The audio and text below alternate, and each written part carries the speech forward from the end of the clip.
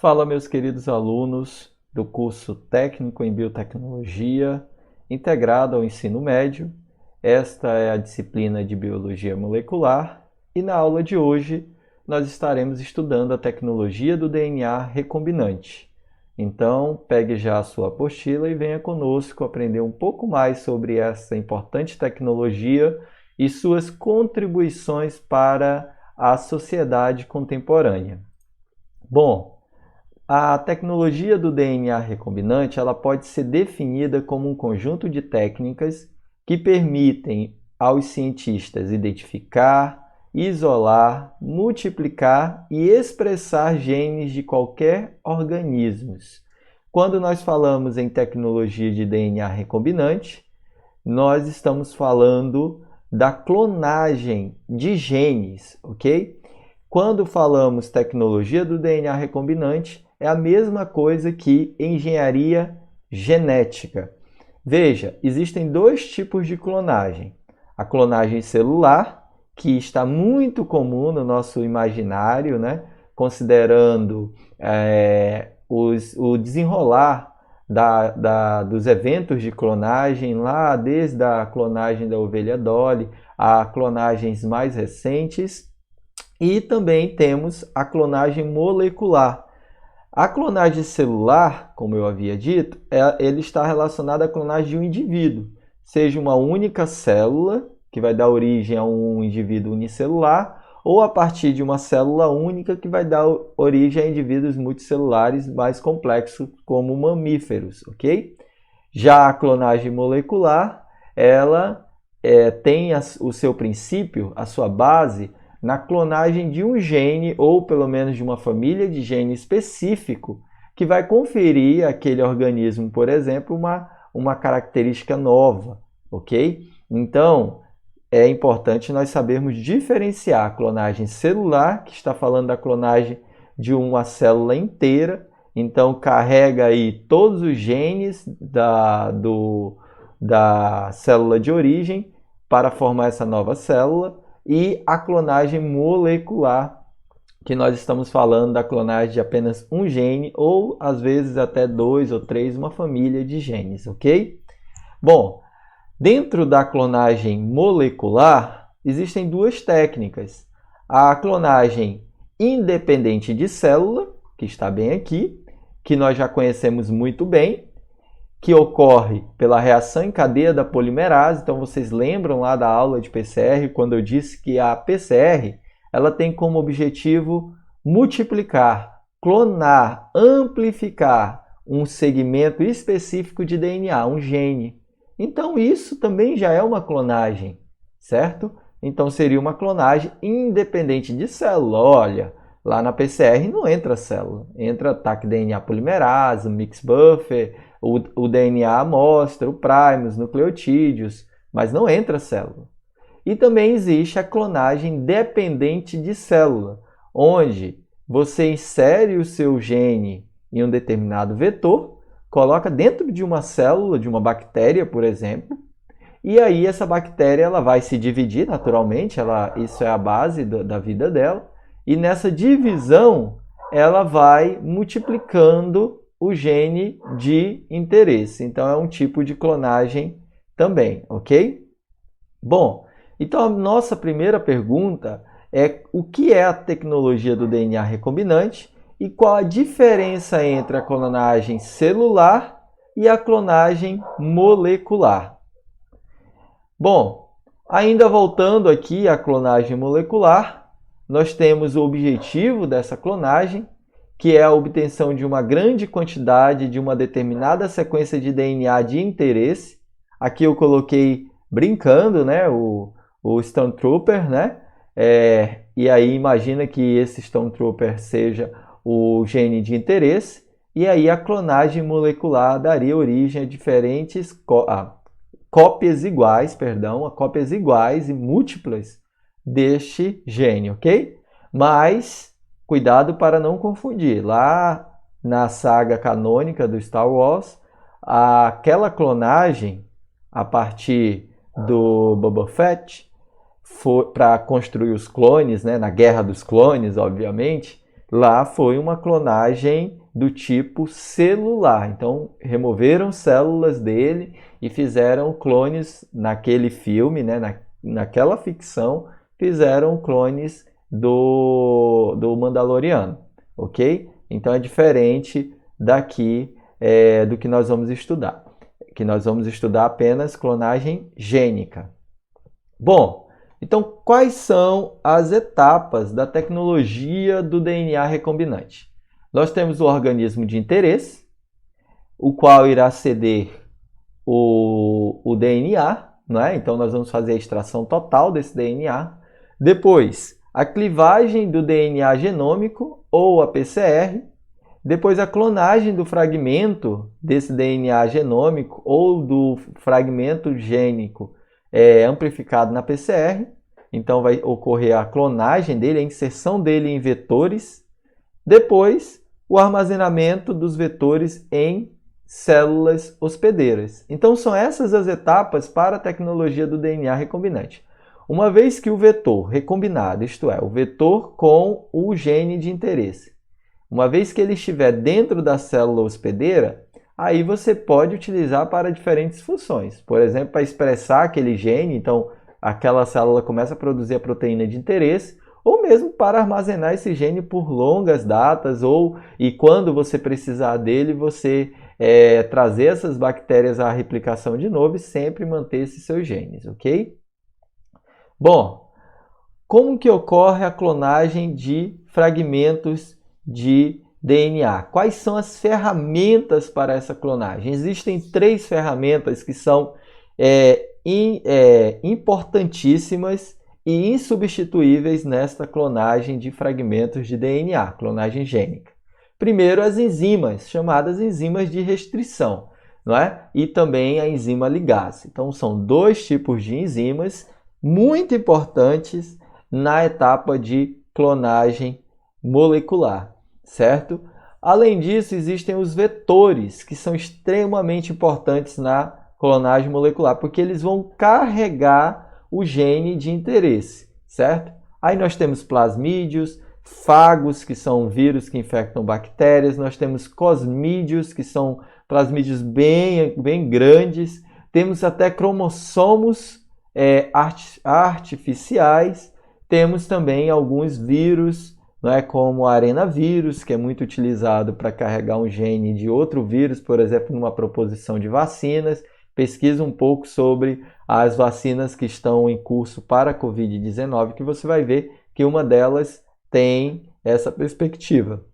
Bom, e aí nós temos também os hospedeiros. Onde que eu vou colocar esse plasmídio com o meu gene, né, recombinado? Em que célula eu vou colocar?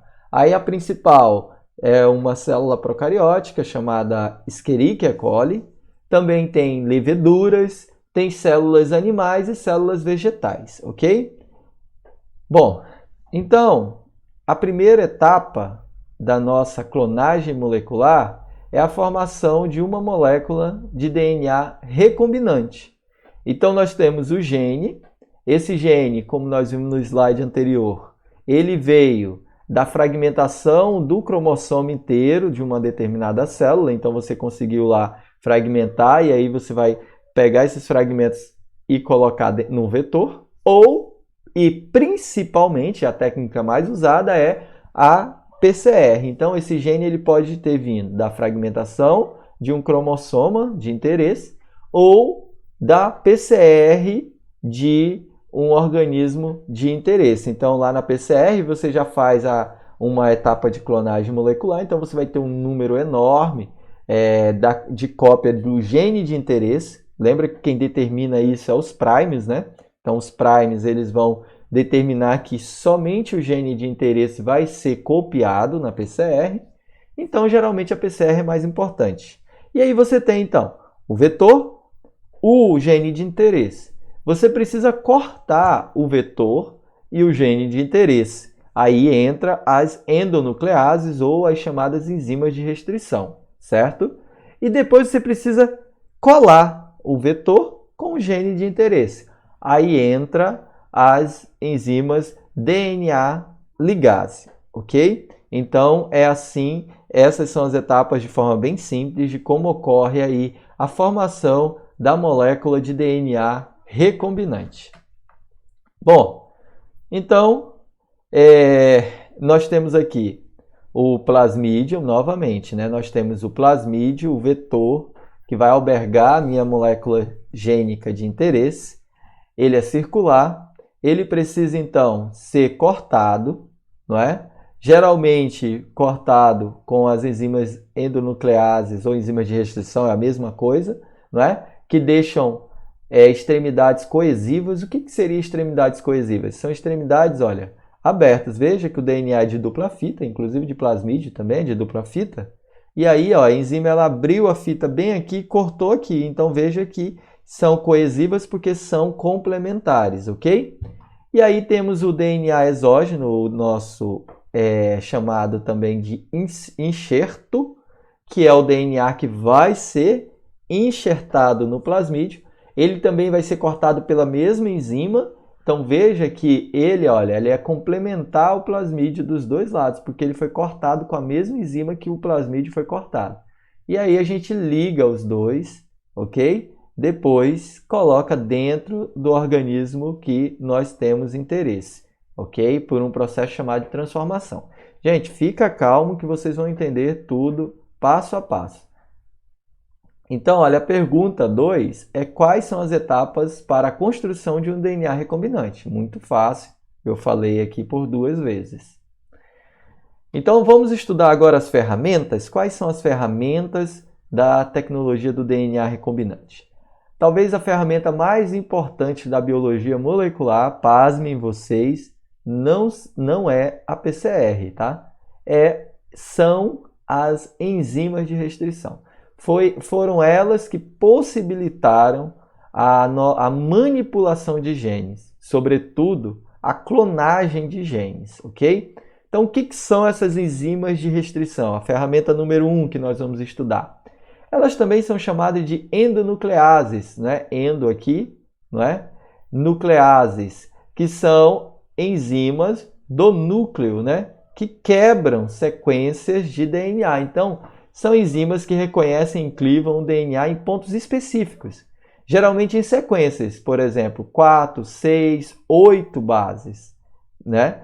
E elas geralmente são palíndromas, quer dizer, uma enzima corta de um lado e a outra corta do outro, dando origem a extremidades coesivas ou extremidades cegas palíndromas. O que quer dizer isso? Deixa eu explicar aqui, olha só. Aqui nós temos uma sequência de DNA. E esse aqui é o sítio, não é? O sítio de clivagem, que é o local onde a enzima vai cortar.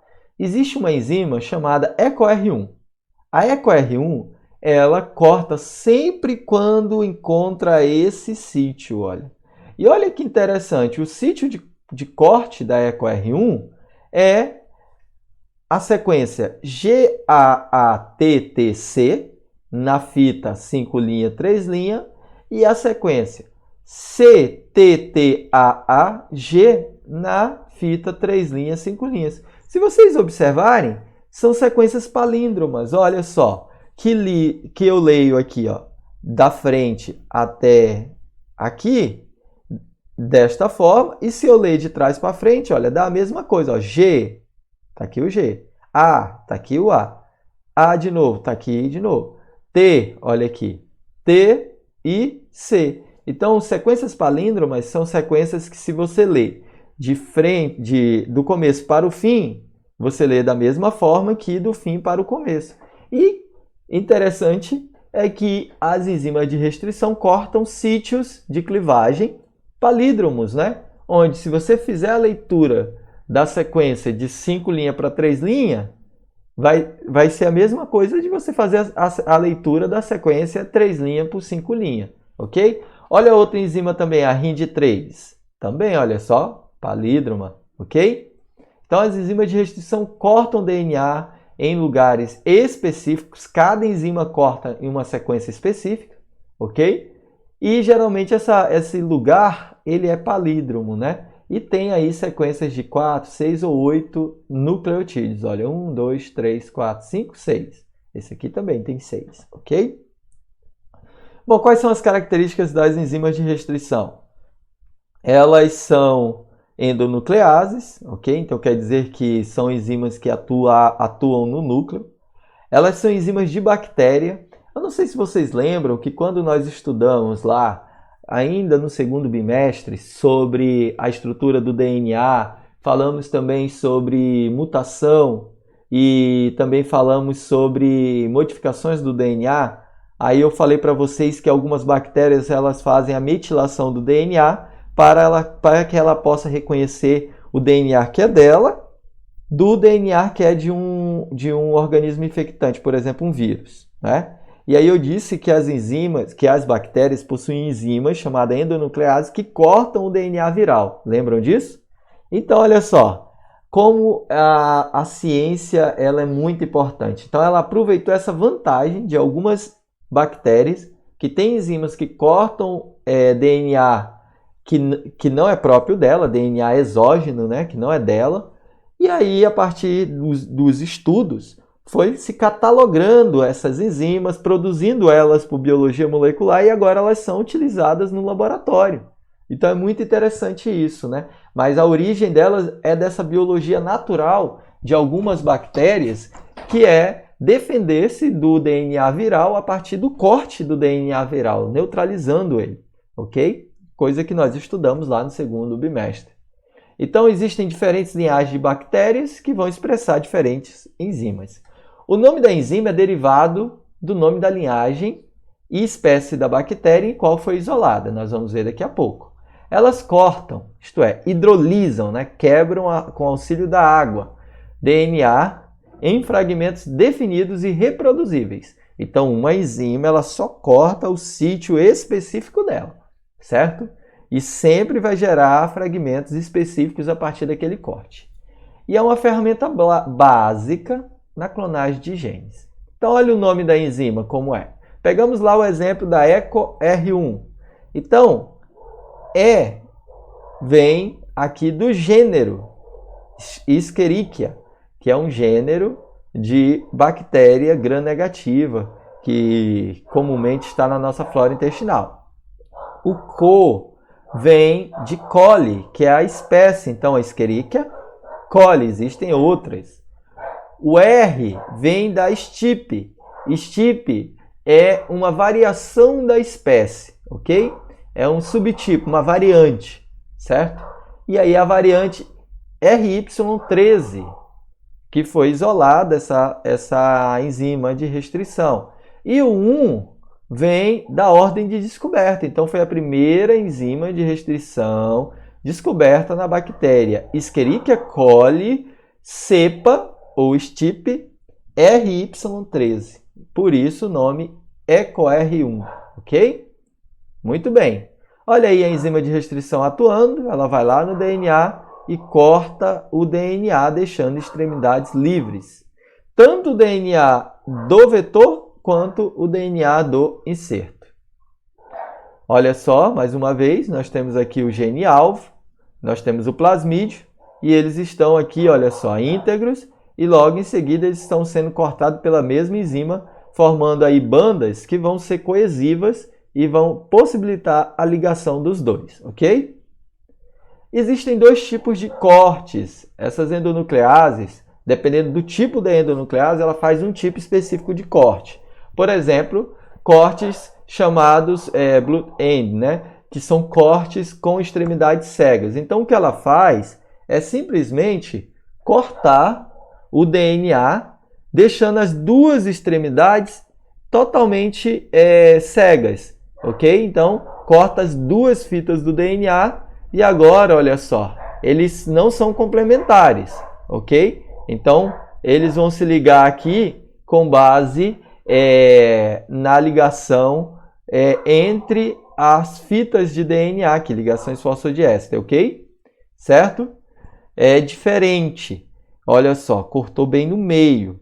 Já o mais utilizado é as enzimas que fazem cortes coesivos, que é o que eu venho falando desde o começo. Então aqui eu tenho a fita do DNA, ela vai ser cortada e vai dar, olha só, extremidades coesivas, extremidades complementares, que posteriormente poderão ser ligadas novamente, certo? Então, extremidades coesivas são extremidades mais utilizadas, ok?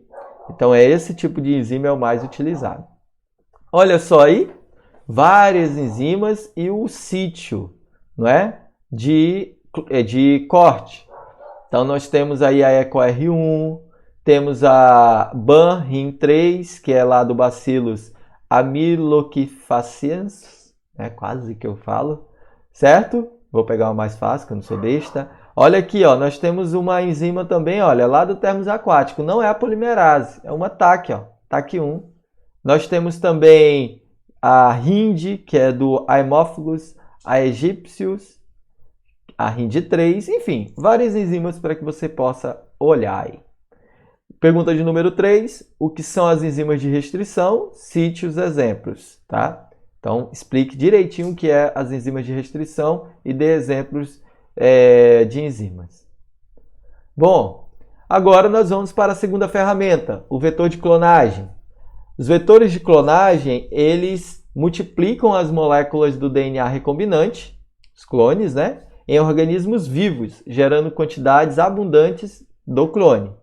Então, nós vamos ver que todo vetor de clonagem é uma molécula secular, podendo ser um plasmídio, por exemplo, e ele vai ter um promotor que vai conduzir a expressão do gene alvo, por exemplo. Tem também um gene de resistência a um determinado antibiótico e o local onde você vai inserir o gene alvo. Bom, existem vários tipos de vetor de clonagem, não é? Nós temos os plasmídios, que são vetores circulares, que nem eu mostrei aqui. Por exemplo, o PBR322, o PUC, o PIGEN, o PBlueScript, o PET. Nós temos também os fagos, né? Que são vetores de clonagem de origem viral. Eles são muito maiores, olha só. Eles chegam até 20 kbyte, né? Bases, né? Que daria 20 mil bases. Nós temos também os cosmídeos, que são vetores muito maiores, chegando aí a 50 mil bases. E nós temos também os cromossomos artificiais de bactérias e leveduras, que aí são fragmentos enormes, né? Na casa aí de megabases, ok? Quilo a megabases. Mas nós vamos focar bastante agora nos plasmídios, que é o que nós temos aqui no laboratório também, certo? E é o mais comum, mais barato e mais utilizado. Bom, plasmídio de clonagem, mais uma vez, olha só, vai ser adicionado o inserto nele, depois vai colocar dentro da bactéria. A bactéria, toda vez que se divide o plasmídio, tem que dividir também, né, o plasmídio. E aí você tem a cada origem de uma nova bactéria, pelo menos um plasmídio novo com o seu gene. Isso é a clonagem molecular, certo? Ocorre naturalmente em algumas bactérias, eles são moléculas de DNA de dupla fita e circular, muitas vezes carregam gene para resistência a antibiótico. A replicação independe da replicação cromossômica. Apresenta uma origem de replicação independente. Fiquem calmos que eu vou explicar. Então, olha só, esse é o desenho de um plasmídio de clonagem, certo? Então, nós temos nesse plasmídio, lembrando que isso aqui é um DNA circular, certo? Que está aqui representado desta forma aqui didática.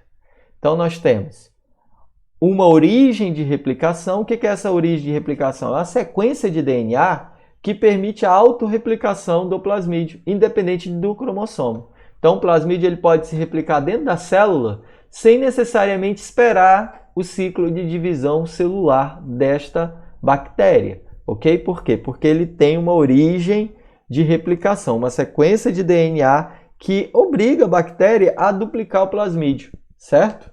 Gerar cópia do plasmídio de forma natural. Os plasmídios também têm um gene de resistência a um determinado antibiótico. Por exemplo, aqui esse plasmídio, que não está nem com nome, ele tem um gene de resistência à ampicilina. Imagina o seguinte, gente. Nós vamos fazer a bactéria receber esse plasmídio com o nosso gene de interesse, que vai estar aqui em outro lugar. Vocês acham que a bactéria ela vai ficar com esse plasmídio se eu não obrigá-la a, de fato, manter ele dentro da célula, dentro do citoplasma dela? Ela não fica. Se esse plasmídio não conferir nenhuma vantagem para essa bactéria, ela simplesmente bota para fora o plasmídio, tira de dentro dela. Ou muitas das vezes ela simplesmente, durante a duplicação da célula, não realiza a duplicação do plasmídio por diferentes mecanismos, enfim, ela simplesmente não utiliza o plasmídio e coloca para fora, o degrada, enfim, certo? Para que esse plasmídio fique dentro da célula, a gente dá uma vantagem, uma ferramenta para a bactéria, que é o gene de resistência no plasmídio, um gene de resistência a antibiótico. Então, nós colocamos o plasmídio dentro da bactéria e colocamos essas bactérias no meio com antibiótico. Somente aquelas que mantiverem o plasmídio dentro vai sobreviver. Então, a bactéria que não manteve o plasmídio, não recebeu o plasmídio, vai morrer porque o antibiótico vai matar ela. Agora, as que receberam o plasmídio, não é? Que vai ter o gene de resistência, aí elas sobrevivem. Então, é uma forma de obrigarmos a bactéria a ter o nosso plasmídio dentro dela, ok? Então, é dessa forma que trabalhamos. Por isso que ela mantém o plasmídio, por uma questão de seleção natural. E aí nós temos aqui também, olha só, em roxo, o multissítio de clonagem. Esse multissítio de clonagem é a região onde as enzimas podem cortar. A partir da biologia molecular também, foi possível criar plasmídios com vários sítios de clonagem. Então, você pode escolher a enzima que você quer usar naquele plasmídio. Então, olha só, eu posso usar a EcoR1, eu posso usar a BAM, eu posso usar a RIND, a EcoRV, a SAL1, certo? Então, olha, várias enzimas podem cortar aqui no multissítio de clonagem, certo? E é aqui, a partir do corte dessa enzima, onde nós vamos inserir o nosso inserto. É aqui. A enzima vai cortar, vai abrir o espaço para que eu possa botar o meu gene de interesse, certo? Por isso o nome multissítio de clonagem. Olha aí. Então, olha só como é que seria o múltiplo sítio de clonagem, ou polylinker. É essa região, olha só, aqui, dando um zoom, olha só como seria uma região de DNA onde tem acoplado ali vários sítios de clonagem para várias enzimas e é eu que vou determinar qual enzima eu vou usar. Então, eu quero trabalhar com a EcoR1, olha só onde é que ela vai cortar. Ela vai abrir o sítio bem aqui, certo? Mas eu quero trabalhar com a RIND3, ela abriria bem aqui. Quero trabalhar com a XBAM, abriria aqui. Professor, eu quero trabalhar com duas enzimas. Você é corajoso, porque dá trabalho trabalhar com duas enzimas. Mas tudo bem, então você pode cortar com a EcoR1 e cortar com a RIND aqui, olha só. Então você vai ter duas aberturas diferentes, duas pontas diferentes, ok? Não tem problema não, você pode estar trabalhando assim também, certo? Geralmente a gente trabalha assim, dá mais trabalho, como eu disse, mas fica interessante porque o enxerto ele entra de forma correta no nosso plasmídio. Por quê? Porque de um lado ele foi cortado com uma enzima e do outro cortou com uma enzima diferente. Então isso impede que o nosso plasmídio se ligue sem o nosso enxerto e impede também que o nosso enxerto entre no plasmídio de forma errada. Lembrando que quando eu falo enxerto, eu estou falando do gene que já foi feito PCR e que já foi cortado e que está sendo inserido no meu plasmídio. Olha aí. Então, vamos ver se você aprendeu. Identifique na imagem a origem de replicação, o gene para resistência a antibiótico e os múltiplos sítios de clonagem aqui no vetor PET-GEN, né? PIGEN-T. Muito bem, vou dar um tempo para vocês. Acabou o tempo, então você pode dar pause no vídeo e fazer essa atividade aqui, né? Olha só. Origem de replicação, achei, tá bem aqui, ó. Origem de replicação faz com que esse plasmídio ele seja multiplicado dentro da célula, independente da multiplicação do cromossomo da célula, da divisão do cromossomo da bactéria. Gene para resistência a antibiótico, olha, AMP-R, então é resistência à ampicilina, que é um antibiótico. Olha só, então está aqui o gene. Múltiplos sítios de clonagem, é só eu olhar onde está os nomes das enzimas. Opa, achei! Então está aqui, olha. Então aqui é o meu múltiplo sítio de clonagem. Queridos, esse aqui é um vetor simplesmente de clonagem, onde eu quero colocar o meu gene, quero colocar dentro da bactéria e a bactéria multiplicar o meu gene para que eu guarde ele para os meus estudos, por exemplo. Agora, os vetores de expressão são vetores parecidos com os vetores de clonagem, só que eles têm outras importantes regiões. Por exemplo, nós temos, além do sítio de clonagem, nós temos uma região promotora, ok? E uma região terminadora.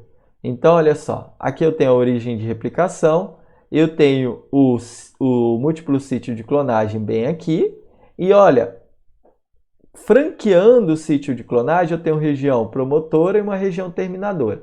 Se vocês lembrarem lá da aula do segundo bimestre, vocês vão ver que essas regiões, a região promotora, vai ser justamente aonde a DNA polimerase vai se ligar para a produção do RNA mensageiro.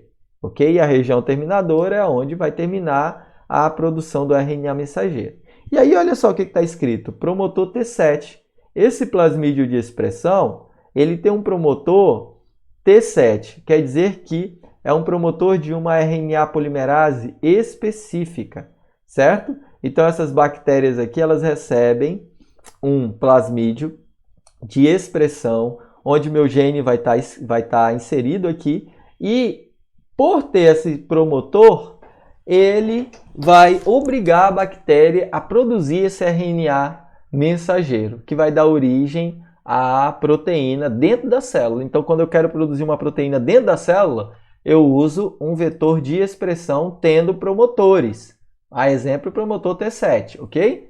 Temos também regulador, olha só, o regulador da expressão, o LAC1, porque a bactéria, ela não, mesmo tendo os promotores, ela não vai expressar essa minha proteína sem eu obrigá-la a expressar. Então, eu obrigo através do nosso IPTG, né, que vai ser importante aqui, olha só, para essa expressão. Então, esse regulador de expressão LAC1 aqui é importante para a expressão utilizando o IPTG. Lembra que nós estudamos isso também.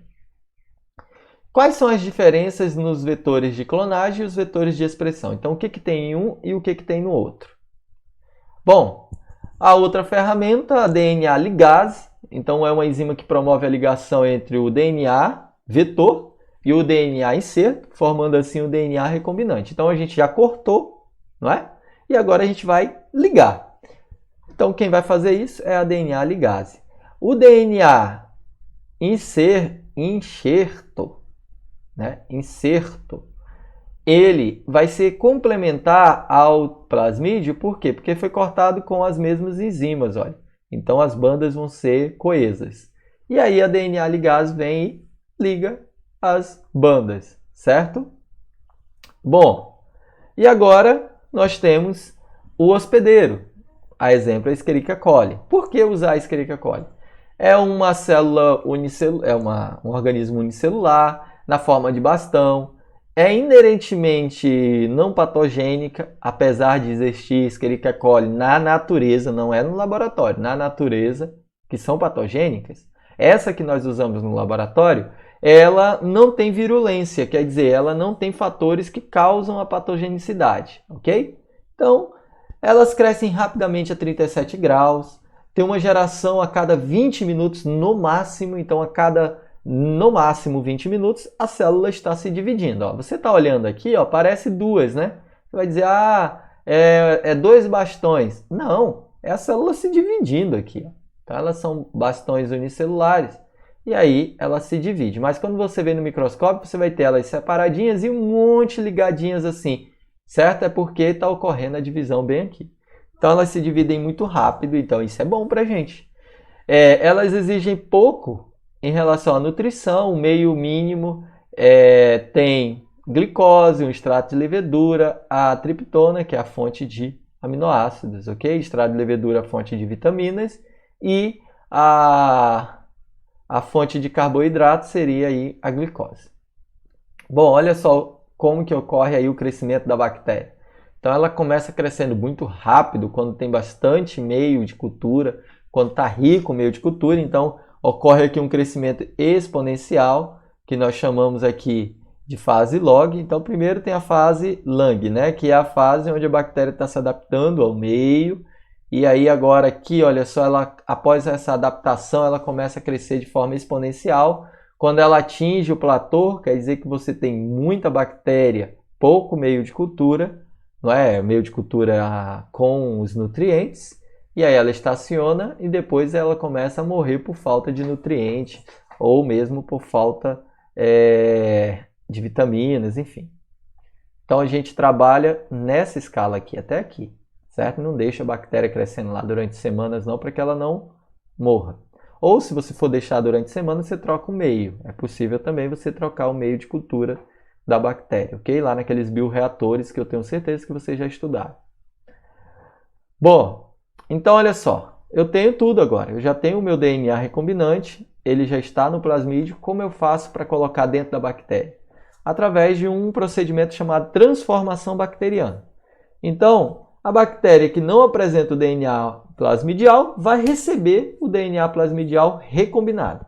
Então, essas bactérias, elas precisam ser preparadas para receber esse DNA. Porque o procedimento de transformação é um procedimento físico muito agressivo. Vocês vão ver daqui a pouco. Então, a bactéria tem que estar preparada para ela não morrer durante o procedimento, certo? Bom, então, as células que são preparadas para receber o DNA, nós chamamos de células competentes, ok? Porque elas estão preparadas, né?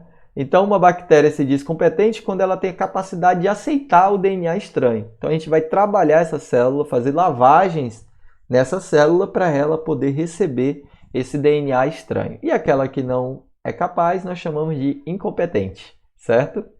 Então, deixa eu falar aqui então um pouco sobre a preparação, porque não vai ter slide para isso. Bom, a preparação é feita através de lavagens dessa bactéria. Nós lavamos essa bactéria. Por exemplo, quando a gente vai fazer a transformação por eletroporação, que nós vamos ver agorinha, nós precisamos lavar essa bactéria para tirar dela íons, não é? Por quê? Porque, olha só, eu primeiro fiz o crescimento bacteriano, então ela estava no meio de cultura cheio de sal, não é? Cheio de íons, não é? Sódio, potássio, ok? E agora ela vai ser colocada para receber o DNA plasmidial através de um choque elétrico. Vocês sabem que os íons, eles carregam a corrente elétrica, né? Então, imagina que se essa bactéria está vindo de um meio de cultura cheio de sal, né, a forma iônica desse sal, ela vai levar um choque e vai queimar. E, gente, literalmente, vocês vão ver no próximo ano, quando nós tivermos um curso, está chegando esse equipamento também da eletroporação, vocês vão ver que a bactéria literalmente torra, ela queima, quando você coloca ela sem tratamento para receber o choque elétrico. Como é que eu sei, professor, que a bactéria torrou? Porque simplesmente você vê a corrente elétrica passando dentro do tubo, né? Você vê, chega a brilhar e chega a fazer um barulho de estalo, né? Das bactérias rompendo, enfim, e a corrente elétrica passando. Agora, você tem que tirar esse sal. Como que você tira? Com lavagens. Isso mesmo, com lavagem, com água, você consegue remover esses sais. Então, você faz lavagem dessa bactéria para tirar os sais. E com essa água pura, né, autoclavada, e nessa água você mistura glicerol. Glicerol é aquele carboidrato, né, uma triose, né, com 3 carbonos. E esse glicerol que está ali na água vai criando uma película na superfície da bactéria, né, que também vai conferir uma resistência a ela ao choque e também uma resistência ao congelamento futuro, né, quando você for guardar ela no -80, ok? Então é uma lavagem que você faz, tá certo? Bom, como é que se insere então o DNA dentro das células competentes, aquelas células que já foram lavadas, né? Por transformação química, não é? Ou por eletroporação. Como é que ocorre a transformação química? Você tem uma suspensão de célula, certo? E aí você junta com essas células o DNA recombinante, o plasmídio. E aí simplesmente você coloca a célula no gelo por 30 minutos com o plasmídio. Então o plasmídio vai estar ali do ladinho da célula. E aí você pega a célula de dentro do gelo e coloca no banho-maria a 42 graus. Tem que ser rápido, você tem que tirar do gelo e colocar direto no banho-maria. Então o que aconteceu? Ocorreu um choque térmico. E aí os poros da bactéria, porque bactérias também têm os poros, os canais, durante o choque térmico eles abrem rapidamente e se fecham. Então quando eles abrem, por difusão, o plasmídio entra dentro da célula, ok? E aí fecha o poro, o plasmídio entrou. Só que vocês já veem aí que o negócio é muito agressivo, né? Choque térmico, toda vez que a nossa mãe fala de choque térmico, diz que vai morrer, né? E acredite, as bactérias morrem por choque térmico. Então, quando você tira ela do gelo e bota no choque térmico, você tem uma perda de viabilidade muito grande.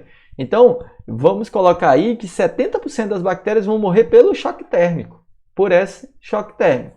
E você não faz isso uma vez só, você bota lá no gelo, junto com o plasmídio, depois coloca no banho-maria e depois volta para o gelo de novo, depois vai no choque térmico de novo, ok? Você repete, dependendo do protocolo, 1, 2, 3 vezes. Então nisso as bactérias vão morrendo. Mas as que sobrevivem receberam o plasmídio, ok? Você só precisa de uma que sobreviva e você tem milhões. Olha só aí. Como que ocorre? Você tem o plasmídio aqui fora, de boa. Aqui tem a bactéria. E aí, durante o choque térmico, o plasmídio entra para dentro da bactéria. Aqui é a membrana. Agora vamos para a eletroporação. Nós tínhamos o choque térmico, agora nós temos o choque elétrico mesmo, não é? Vocês veem que é bem agressivo como fazer o DNA plasmidial entrar na célula. Então, tem um equipamento chamado eletroporador. O nosso está chegando, né? Então vocês verão a aula. Se vocês estão assistindo isso em 2020, se vocês estiverem assistindo em 2021, falando para a turma do futuro, o equipamento já chegou, tá bom? Aí você tem uma suspensão de bactéria e aí você mistura essa suspensão com o seu plasmídio. Aqui tem a cubeta, que é onde você vai colocar, é um recipiente, como se fosse um Eppendorf, só que é quadrado, por isso que é chamado cubeta, certo? E aí, você coloca aqui dentro do equipamento e dá um choque elétrico, certo? De 1,8 volts. E aí, esse choque ele ocorre em 3 milissegundos, é bem rapidinho. E aí, durante o choque elétrico, também vai abrir aqui, olha só, a membrana da bactéria, os poros, e aí o plasmídio entra para dentro da bactéria, ok? Aí rapidamente você já pega essa bactéria e já bota no meio super nutritivo para que aquelas que sobreviverem consigam crescer tranquilamente, tá bom? Muito legal. A eletroporação, apesar de parecer mais agressiva, ela tem uma viabilidade muito maior. Você consegue até um rendimento aí de 10 a 8 células viáveis, né? Aqui você consegue um rendimento de 10 a 5 no máximo. Ok? Então aqui você tem milhões de bactérias viáveis depois do choque, milhões de bactérias com plasmídio, e aqui você não chega a centenas de milhares, ok? Bom, pergunta número 5. Quais são as duas principais técnicas de transformação bacteriana? Qual a diferença entre elas? Uma química e outra física. Bom, agora eu tenho minha bactéria, ela já recebeu o meu plasmídio recombinado. E agora, como que eu faço para selecionar as bactérias que estão com o plasmídio recombinado? Então, tem a seleção por ampicilina. Vocês lembram que lá o plasmídio tem um gene de resistência para ampicilina? Então, eu pego a minha bactéria aqui e boto numa placa, né, com ampicilina. Uma placa de cultura, um meio de cultura com um antibiótico ampicilina. E aí é o seguinte, Quem recebeu o plasmídio vai sobreviver. Quem não recebeu, tchau, vai morrer, ok? Então, olha só, acreditem, aqui foi colocado bactéria também, certo? Só que essas daqui não tinham o meu plasmídio. Por que que eu sei? Porque elas morreram na presença do antibiótico, ok? Na presença do antibiótico, que é a ampicilina. Agora, olha só, essas daqui, ó, cada colônia dessa representa uma bactéria, né? Que recebeu o meu plasmídio e sobreviveu. Maravilha! Se elas sobreviveram, elas estão crescendo aqui na ampicilina, quer dizer que elas têm o meu plasmídio, elas receberam o meu plasmídio, tá bom? É assim que eu seleciono com a ampicilina. Então, eu consigo dizer que a minha bactéria está com o meu plasmídio. Mas, gente, existe ainda um plasmídio que pode estar fechado sem o meu gene dentro dele. Então, aqui eu só consigo dizer, olha, a minha bactéria tem o plasmídio. Eu não consigo dizer que a minha bactéria tem o plasmídio com o meu gene inserido.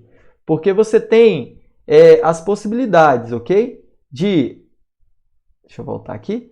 De a bactéria estar com o meu gene, com o plasmídio contendo o meu gene. Tem uma possibilidade da bactéria estar só com o plasmídio também, certo? Sem o meu gene. Ok? Então, aqui eu só consigo dizer que a bactéria está com o plasmídio, mas não consigo dizer que ela está com o meu gene. Como que eu faria para saber se ela está com o meu gene? A partir dessa placa aqui, faria uma PCR de colônia, uma reação em cadeia da polimerase de colônia bacteriana. Então, prepararia o mix da PCR, tocaria na colônia aqui, colocaria dentro do mix. Então, estou transferindo DNA aqui para dentro da PCR, faria a PCR, se amplificasse o meu gene, quer dizer que essa bactéria tem o meu gene. E aí eu diria sim, que ela tem então o plasmídio e o meu gene inserido dentro dela, tá bom? É uma forma. Outra forma muito mais rápida, e nós faremos no laboratório, é a utilização do X-Gal, certo? Podem ser utilizados marcadores que são inativados com inserção do DNA estranho no plasmídio. A exemplo, né, o sistema de diferenciação X-Gal ou branco-azul. Então, olha, plasmídios da série PUC e também da série PIGEN possuem um gene LAC-Z que codifica a produção de uma enzima chamada beta-galactosidase. A inserção do DNA estranho no sítio de clonagem do plasmídio causa a interrupção do gene, levando à perda da função da enzima beta-galactosidase. Então, o que acontece? Esses plasmídios têm uma região chamada LAC-Z, certo? E, coincidentemente, você insere o teu gene em cima dessa região. Então, se o gene foi inserido no plasmídio, quer dizer que essa região foi quebrada. Quer dizer que esse gene nativo aqui, o LAC-Z, não vai produzir a enzima chamada beta-galactosidase. E aí, quando você coloca, então, essas células na presença do X-Gal, o que acontece? As colônias azuis, a bactéria que ficar de cor azul, quer dizer que tinha a enzima beta-galactosidase que quebrou o X-Gal, transformando ele em azul, por isso que a bactéria ficou com cor azul. Então, se tinha o gene da beta-galactosidase, quer dizer que o seu gene não foi inserido corretamente no plasmídio, porque no plasmídio seu gene vai ser inserido bem no meio da sequência do gene da LAC-Z. Quer dizer, vai quebrar esse gene. Então, o seu gene inativaria o gene que está no plasmídio. Como isso não aconteceu, colônia azul, certo? Então, quer dizer que é sem inserto. Aquelas colônias que estão ali têm um plasmídio, mas não tem o inserto. Não serve para você para nada, ok? Agora, se o teu inserto deu certo, quebrou o LAC-Z, as colônias não vão quebrar o X-Gal, então as colônias vão ficar da cor natural da bactéria, que é uma cor branca, puxada aí para o marrom claro. Então, mais uma vez, olha aí, nós temos duas possibilidades, como eu disse, eu posso ter o plasmídio sem o meu inserto, e ele foi transformado, ele entrou na bactéria, a bactéria está crescendo no meio com ampicilina naturalmente, porque tem um plasmídio, mas não tem meu inserto. E eu tenho o gene com o meu inserto, ok? E o meu plasmídio com o meu inserto. Aí, muito bem, também eu vou colocar aqui na placa. E aí, essa placa, como ela tem X-Gal, aquela bactéria que tem o meu gene inserido, não é? Aqui, olha só, aonde seria o LAC-Z, essa sequência LAC-Z do plasmídio, então elas não vão quebrar o X-gal, elas vão ficar branquinhas. Agora, aquelas que não têm o meu gene inserido na região LAC-Z, elas vão ficar azulzinhas. Por quê? Porque o gene LAC-Z vai estar funcional. Então, o que nos interessa é a colônia branca. Então, olha só como é que é feito, certo? Eu coloco aqui, então, olha só, o X-gal, coloco minha bactéria, coloco para incubar, e aí eu vou selecionar os clones que necessariamente vão estar com o meu plasmídio inserido, o meu gene inserido no plasmídio. Olha aqui o que é o X-gal. O X-gal é um análogo da galactose, certo? Por isso que a enzima lá é a beta-galactosidase, quebra a galactose. Então, se o gene LAC-Z estiver funcional, o X-gal vai ser quebrado. Olha como é que fica na real, olha só. As células ficam azulzinhas. Por quê? Porque receberam um plasmídio sem enxerto. Então, o LAC-Z está funcionando, está produzindo beta-galactosidase, está quebrando o X-gal. Mas o que me interessa é essas colônias branquinhas que vocês não vão conseguir ver no vídeo. Mas elas estão aqui e vocês têm que acreditar em mim. Certo? Então, nós temos as etapas aqui, novamente. E o que me interessa é o quê? As colônias brancas, ok? Então, é essas colônias brancas que vão ter o meu gene. Pergunta C. 6. Como é feita a seleção de colônias recombinantes utilizando o X-gal? Explique passo a passo. Então, é o que vocês vão explicar aqui na pergunta 6. Por que clonar genes? Então, nós podemos clonar o gene para o sequenciamento do DNA. Então, eu posso aumentar o número de cópias do gene a partir dessa clonagem molecular e aí depois extrair esse gene e mandar para o sequenciamento para fragmentar o DNA, separar fragmentos de DNA de clones independentes, para estudar a transcrição e a tradução de genes, para estudar a expressão funcional de genes, para sintetizar proteínas para a produção de anticorpos, por exemplo, para sintetizar proteínas para uso terapêutico, aí entra outras proteínas, por exemplo, a insulina, o interferon gama, que é muito utilizado, certo? Para a produção de vacinas recombinantes também. Então, gente, para várias funções eu posso clonar o gene. Vou dar um exemplo aqui, olha só, do Gold-Rice Story, né? Olha só, a vitamina A, né, a deficiência por vitamina A, como nós estudamos lá no primeiro ano, é um problema importante de saúde pública, né? Pode causar cegueira, não é? Pode causar insuficiência na severidade de diarreia e sarampo, quer dizer que pode aumentar a severidade dessas doenças, né? E mais de 100 milhões de crianças têm esse problema, né? Então, para muitos países, a infraestrutura não existe para entregar pílulas de vitamina, por exemplo, de vitamina A, gente. Imagina os países não desenvolvidos ou subdesenvolvidos, né? Então, a ideia desse arroz aqui é melhorar o conteúdo de vitamina A na alimentação base e assim, desta forma, né, melhorar o conteúdo de vitamina A nos indivíduos, né? Então, naturalmente, os grãos eles têm vitamina A, mas a ideia aqui é melhorar a quantidade de vitamina A no arroz, certo? Então, esse instituto aqui, olha, o IRRI, ele estudou a possibilidade, então, de aumentar a produção de vitamina A no arroz e, assim, consequentemente, quem for comer o arroz, ter vitamina A. Olha só que interessante aqui, ó, duas plantações, do arroz sem vitamina A e com vitamina A, muda a cor, né? Então, olha só, essa aqui é a via de produção dos beta-carotenos, né, da vitamina A em plantas, né? Então, aqui são as enzimas, como nós já sabemos fazer a leitura. E aí, no arroz, falta essas enzimas aqui, ó, dessa etapa aqui, da etapa da produção do fitoeno e do licopeno, né, antes da produção do beta-caroteno, que é o precursor da vitamina A. Então, o arroz normal, olha só, ele é deficiente de vitamina A, não é? Tem pouca ou inexiste a vitamina A no arroz branquinho, certo? O arroz normal. Então, o que os cientistas fizeram? Buscaram a inserção de um gene bacteriano no arroz, né, na célula do arroz, para que ele pudesse, a partir desse momento, produzir em grande quantidade vitamina A. E, consequentemente, no grão ficaria essa vitamina A e aquelas pessoas que comeriam teriam aí mais essa fonte de vitamina A, não é? Então, olha só, um gene da bactéria realiza essas duas funções aqui. Então, um gene da bactéria consegue pegar o precursor da vitamina A e transformá-lo em beta-caroteno. Então, foi esse gene que foi inserido no arroz para que ele tivesse agora bastante vitamina A. Isso é muito interessante, né?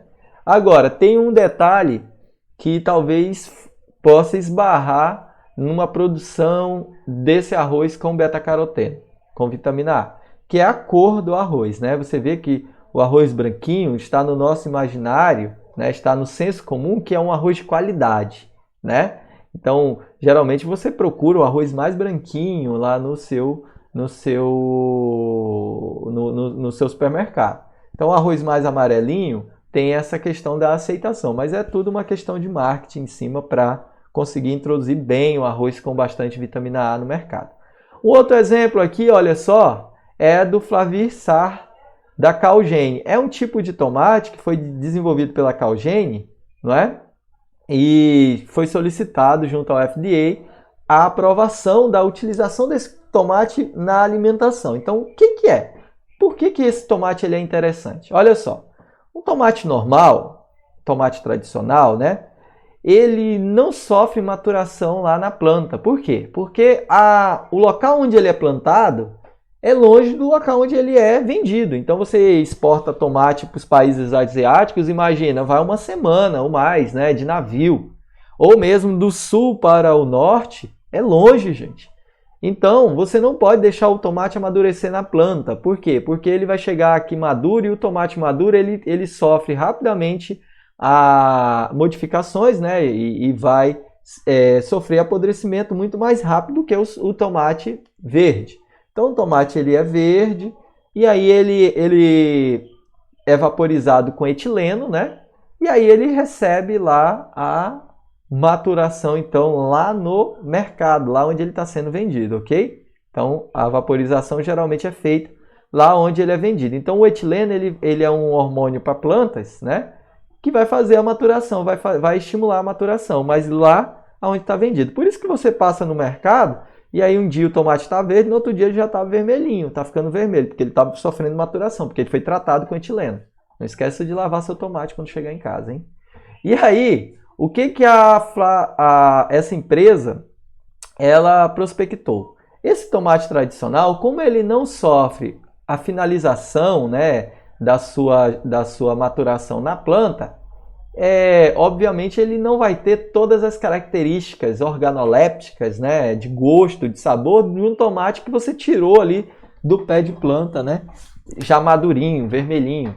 Então, o que eles fizeram? Eles fizeram um tomate transgênico que amadurece na planta e que fica com mais sabor, não é? Então é um tomate que ele amadurece na planta, certo? Só que ele não sofre a degradação, não advinda do amadurecimento. Por quê? Porque eles fizeram uma tecnologia que inativa uma das principais enzimas relacionadas ao amolecimento das frutas, né? Que é a poligalactoronase, ok? Então eles, a partir de um gene que eles inserem na planta, esse gene ele dá origem a um RNA mensageiro. Esse RNA mensageiro não codifica nada, ele se liga ao RNA mensageiro da poligalactoronase, impedindo ele de produzir a enzima, então inativa a partir desse RNA produzido a partir do gene inserido na planta. E aí, inativando essa enzima, o tomate amadurece, fica vermelhinho na planta, mas ele fica durinho, consistente, e ele chega ao consumidor de forma consistente. E aí? Eu dei 2 exemplos na alimentação. Agora, imagine os exemplos na medicina, quantos são os tratamentos que necessitam da biologia molecular? As vacinas, como eu já disse, a tecnologia dos anticorpos, né? Também as tecnologias de moléculas recombinantes diversas, como a própria insulina, como o interferon gama, que está muito próximo da gente, né? A gente conhece alguém que está tomando. Tudo isso vem da biologia molecular, tá certo? Pergunta de número 7. Construa uma situação hipotética onde você precisa expressar um gene humano em bactéria. Explique cada etapa necessária para alcançar o seu objetivo. Então, você vai construir toda a etapa para chegar ao seu objetivo, explicando o que acontece em cada etapa, como eu expliquei aqui, tá bom? Será que isso vai cair na prova? É óbvio, né, gente, que essa pergunta é uma pergunta de prova, tá bom? Então já faça agora. Lembrando que você deve fazer 2 perguntas também norteadoras, juntar tudo e colocar aqui embaixo no link para a sua atividade no ambiente virtual de aprendizado. Essa aula, ela tem como base principal esta aula aqui da USP Ribeirão, lá do professor Kessine, né? Perdão. Tá lá na plataforma virtual da USP. É interessante vocês baixarem, entrarem, é muito legal essa plataforma. Também alguma coisa lá da Khan Academy e também do Alberts, né? O nosso livro de cabeceira. Muito obrigado. Eu agradeço a participação de todos. Sei que demorou um pouquinho nessa aula, mais do que o convencional, mas é porque é uma aula muito importante e é a aula cerne de toda a nossa disciplina, tá bom? Você pode assistir ela em 2 etapas, não tem problema não. Valeu e muito obrigado e até o nosso próximo encontro.